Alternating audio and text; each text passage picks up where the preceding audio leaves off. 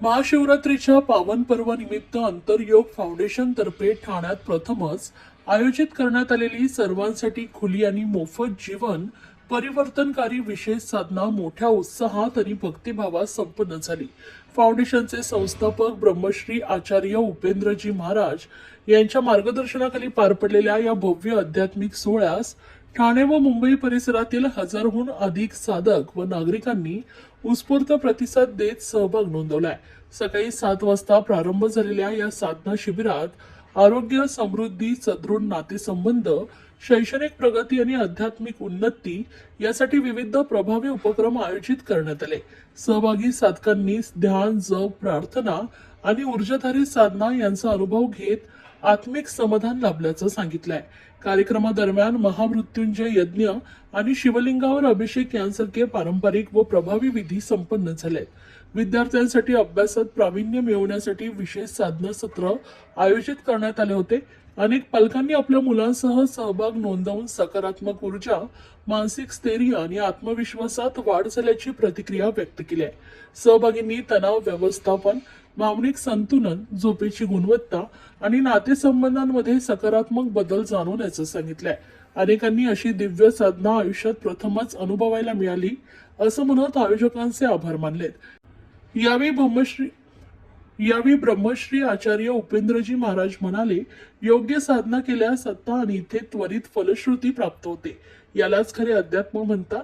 सामाजिक स्वास्थ्य वृद्धिगत करण्याच्या उद्देशाने आंतरयोग फाउंडेशन देशभरात अशा कार्यशाळांचं आयोजन करत असून 3 कोटी लोकांपर्यंत ही अद्वितीय साधना पोहोचवण्याचा संकल्प त्यांनी व्यक्त केला। दरवर्षीप्रमाणे याही वर्षी महाशिवरात्री निमित्त होमात्मक लघुरुद्र अनुष्ठान याचं आयोजन आम्ही छत्रपती शिवाजी मैदानावर केलेलं आहे आणि या इकडे जवळपास 150 जोडपी, 150 पेक्षा जास्त जोडपी या इकडे या होमात्मक लघुरुद्राला उपस्थित आहेत। आज खऱ्या अर्थाने एक आध्यात्मिक आणि अलौकिक अनुभव घेण्यासाठी लोक आवर्जून या इकडे येत असतात। मी आपल्या माध्यमाने सर्वच ठाणेकरांना विनंती करेन की त्यांनी या इकडे या दर्शनाला यावं आणि त्याचबरोबर कोपिनेश्वराच्याच आशीर्वादाने, महादेवांच्या आशीर्वादाने या इकडे हे अनुष्ठान केलेलं आहे, सुरू केलेलं आहे। त्याचबरोबर संध्याकाळी 6 वाजता या इकडे सांस्कृतिक कार्यक्रम होणार आहे आणि रात्री 10 नंतर महामृत्युंजय जप याचं आयोजन केलेलं आहे। तर या लघुरुद्र अनुष्ठानामुळे आध्यात्मिक किती प्रभाव पडतो?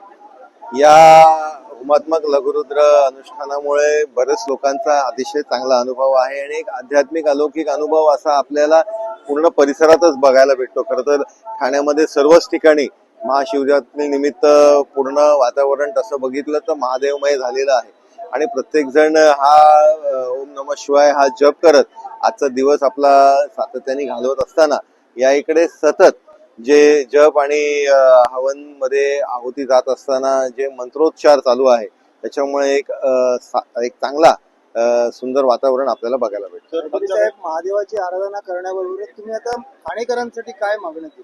मी महादेवाच्या चरणी हीच प्रार्थना करतो की सर्वच ठाणेकरांना उत्तम आरोग्य, आयुष्य आणि भरभराटी भेटावं आणि सगळ्यांना सुख, समृद्धी आणि आनंद हा त्यांच्या जीवनात सतत राहावा। महाशिवरात्री निमित्त पदवीधर मतदारसंघाचे आमदार निरंजन डावखरे साहेब हा लघुगृह गेली 5-6 वर्ष करत आहेत आणि इथे सातत्याने आम्ही 5-6 वर्ष इथे येत आहोत। इथे आल्यानंतर ते लघुगृहाचं अनुष्ठान केल्यानंतर एक मानसिक समाधान आणि शांती मिळते आणि तसेच या माध्यमातून ठाणेकर नागरिकांना आणि सर्व ठाणेकर जनतेला या लघुगृहाचा लाभ घ्यावा आणि ठाणेकरांना सुख शांती लाभावी हीच सदिच्छा।